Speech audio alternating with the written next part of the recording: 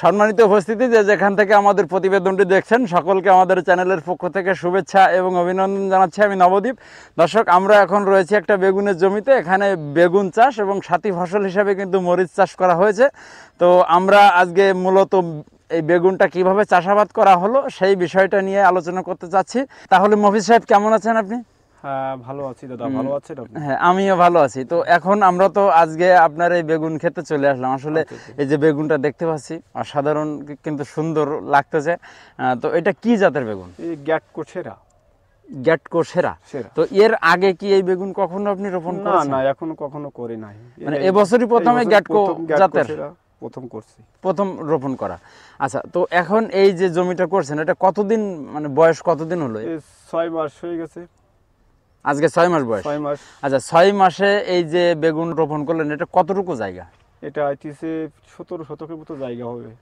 আনুমানিক যদি আমরা একটা করি, যে আনুমানিক আপনার এখানে কত টাকা মতন এই বেগুন চাষ করতে ইনভেস্ট হলো? তিনির মানে খরচ হয়েছে মূলত আপনার 1 লাখ টাকা মতন। 1 লাখ টাকা? এই যে 1 লাখ টাকা, এটা কিভাবে খরচ আপনার করলেন? হয়েছে জমি তৈরি করতে গেলে অনেক কিছু আপনার সার কীট, মানে চাষ থেকে শুরু করে এই পর্যন্ত 1 লাখ টাকা মতো খরচ হয়ে দাঁড়াইছে। মানে চাষে খরচ হয়েছে, আর কিছু আপনার এই যে আপনার কীটনাশক, এই যে আপনার এই ট্রিটমেন্ট করতে গেলে যে রোগ ও রোগ, বিভিন্ন কাদা রোগ দেখা দেয় বেগুন গাছে। মানে বেশি পরিমাণ খরচটা কি কীটনাশক থেকে আসে? কীটনাশকে আসে মূলত প্রথমে, আর তো সপ্তাহে একবার কি আপনার সার ব্যবহার, রাসায়নিক সার ব্যবহারই করা লাগে। এখন দেখা যায় সেই হিসেবে সারের পরিমাণও কম দেওয়া লাগে না, আপনার এই কীটনাশকের পরিমাণ কম দেওয়া লাগে না, প্রায় সমানই ভাবে। আচ্ছা, কীটনাশকটা কতদিন পর পর আপনি স্প্রে দেন? বর্তমানে এখন শীতকাল, এখন বর্তমান 15 দিন অন্তর অন্তর কীটনাশক ব্যবহার করা হয়। আর এর আগে 3 দিন পর পর দেওয়া হয়তো। আচ্ছা, এখানে আপনার আনুমানিক কত টাকা পর্যন্ত আপনার এই যে 6 মাসে কত টাকার মতো আপনার 3 লাখ টাকা হয়েছে। আর এখনো যে লাইন ভালো গাছের, তার ভালো করে আরো 1 লাখ টাকা বিক্রি হইতে পারে সামনে। 3 লক্ষ টাকা বেগুন বিক্রি হয়েছে। এটা কতদিন পর পর আছে আপনার উঠান? মূলত কি, আমি এই বেগুনটা সপ্তাহে 7 দিনই উঠাই। প্রত্যেক দিন? প্রতিদিন 2 লাইন করে বেগুন উঠালে আমার 100 কেজি করে বেগুন হয়। বাজারে এখন দাম কত? এখন আপাতত দাম কমে যায়, এখন দাঁড়িয়েছে 38-40 এরকম। এভারেজ যদি করা হয়, যে কেমন টাকা কেজি ছিল? এবারে সর্বপ্রথম বেচছিলাম আপনার এটিতে 130 টাকা কেজি, সর্বপ্রথম এটি বিক্রি আরম্ভ হয়েছে। তারপরে কিছুদিন 1 মাস ধরে বেচেছি প্রায় 95-90। আচ্ছা। তারপরে আইসি 75-80। আচ্ছা।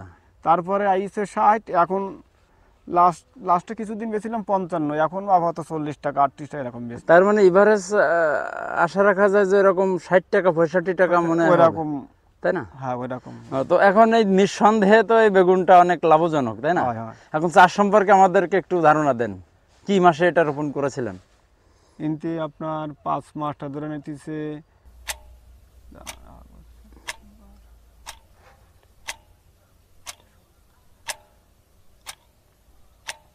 মাসে যে আপনার এইগুলো রোপণ করা হয়েছিল। আচ্ছা, বেগুনটাকে সারা বছর রোপণ করা যায়? হ্যাঁ, সারা বছর। আচ্ছা, তাহলে মনে করেন আপনি কি মাসে রোপণ করলেন এটা আপনার মেন বিষয় না। তাহলে এখন রোপণের সময় কিভাবে আর কি জমি চাষ? আমি এই জায়গায় আপনার সর্বপ্রথম এই জমিটা চাষ করছিলাম, মাটি শুকাই নিয়েছিলাম, প্রচুর পরিমাণ শুকাই নিয়েছিলাম। নেওয়ার পরে কিছু আপনার রাসায়নিক সার, কিছু জৈব সার ব্যবহার করছিলাম এতে। দেওয়ার পরে আরো যে সময় বৃষ্টি আসলো, এই সময় আপনার এই চারাগুলো রোপণ করলাম। তারপরে আপনার আস্তে আস্তে আপনার মাসখানির ভিতরে ড্রেন দিয়ে ফেললাম। ড্রেন দেওয়ার ফলে তারপরে আস্তে আস্তে গাছগুলো এরকম তরতাজা হয়ে ওঠার পরে আস্তে আস্তে ধরন আইছে। ধরন আসার পরে এখন এই আর শেষ পথে এখন আর কি। এখন শেষ পথে। এখন এই যে বেগুনটা, এটা কতদিন পর্যন্ত আর কি লাস্টিং করবে? এখন এটাই এখনো আমি মনে করি যদি সযত্নে রাখা যায় তাহলে মনে করি এখনো 1 বছর যাবে। এখনো 1 বছর? এখন পরিচর্যা হিসাবে এখানে কি হবে? পরিচর্যা হিসেবে এখন এই যে মরা ডালগুলো কেটে দিতে হবে, আর আপনার এই যেগুলো পাতা আছে শুকাই গেছে, লাল হয়ে গেছে, হলুদ হয়ে গেছে, পাতাগুলো ছেড়ে দিতে হবে। আচ্ছা, এই যে আপনার পাতা ছেটে দিতে হবে, বা এখানে আপনার বেগুন জমির ভিতরে আমরা দেখতে পাচ্ছি মরিচও কিন্তু রোপণ করা, সেখানে মরিচও বেশ গাছে আছে। তো এই যে প্রযুক্তিটা, এটা আপনারা কোথা থেকে পেয়েছেন? উপজেলা কৃষি অফিসার প্রকাশ বাবু, উনি আমার এই সৎ পরামর্শ দিয়েছিল। আচ্ছা। যে ভাই আপনি বেগুন করার ভিতরে ফাঁকে ফাঁকে আপনি এটিতে 1টা করে মরিচের গাছ দেবেন। আচ্ছা। এই মরিচের গাছ দিলে হয়তো আপনার ফলনও ভালো হবে, বেগুনও হবে, মরিচও পাওয়া যাবে। আচ্ছা, তাই এখন দেখছি উনি খুব অনেক আমার উপকার করেছে, আর তো বললে হবে না। আর কৃষি অফিসার মানে আমাদের সাহায্যকারী, সবসময় আমার সবসময় পাশে থাকে। পাশে থাকে না। আর উনি তো কইতিবেন আপনার সপ্তাহে 1-2 দিন মানে আমাদের জমি খাতেগুলো উনি পরিচয় মানে রিসার্চ করে দেখাশুনো করে কোনটা কি ভালো হবে কি খারাপ হবে, উনি বলে পরামর্শ দিতে পারে। তো মফিজ সাহেব, এখন মনে করেন নতুন যদি কেউ এই বেগুন চাষটা করতে চায়, তার উদ্দেশ্যে আপনার পরামর্শ কি থাকবে? এখন পরামর্শ, এখন এই যে প্রযুক্তিতে যদি এখন আবহাওয়ার সঙ্গে মেন কথা আবহাওয়া যদি ভালো থাকে তাহলে বেগুন গাছ অবশ্যই ভালো হবে। আর আচ্ছা। বর্তমান বাংলাদেশে আবহাওয়া চেঞ্জিং, কারণ এই ভালো এই খারাপ, এই গরম এই শীত, এই জন্য অনেক সময় অনেক কিছু ক্ষতি হয়। কারণ এখন শীতের সময় হালকা গরমও পড়তেছে, এতে মাকড়ের আবির্ভাব বেশি, অনেক খরচ বর্তমান, কিন্তু ভালো হবে লাগালে। আচ্ছা, নতুন কেউ লাগালে যদি রোপণ করতে চায়, সে কি রোপণ করবে নাকি বাদ দেবে? না, এখন রোপণ করলে ভালো হবে। আমি মনে করি এই জাতটা শীতকালের দিকে হইলে বেশি ভালো হয়। শীতকালের দিকে বেশি ভালো হয়, ভালো হবে। তার মানে আপনি কোন মাস বলতেছেন যে এই মাসে রোপণ করেন? ও বৈশাখ জ্যৈষ্ঠী মাসে মানে আপনার এই প্রথম আরম্ভ হয়েছিল বেগুন ওঠা। আচ্ছা। বৈশাখ জ্যৈষ্ঠী, হ্যাঁ বৈশাখ মাসে শেষের দিক যেই দুর্বারটা ফলন পাইছিলাম। আচ্ছা, তারপরে আপনার এই ফুল ফলন হচ্ছে এই পর্যন্ত।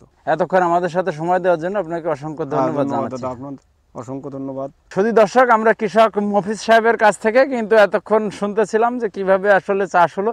তো এখানে যেটা উনি হিসাব দিলেন যে 6 মাস আজকে এই বাগানের বয়স, তো 6 মাসে এখান থেকে মনে করেন 1 লক্ষ টাকা উনি ইনভেস্ট করেছেন এবং ওনার বেচা বিক্রি হয়েছে 3 লক্ষ টাকা। দর্শক, বেগুনের কিন্তু প্রচুর দাম, আমরা যেটা ওনার মুখ থেকে শুনলাম যে এখানে কিন্তু বেশ আপনার দামেই কিন্তু বিক্রি হয়েছে, প্রায় 60 টাকা 65 টাকা এভারেজ আপনার বেগুনের কেজি।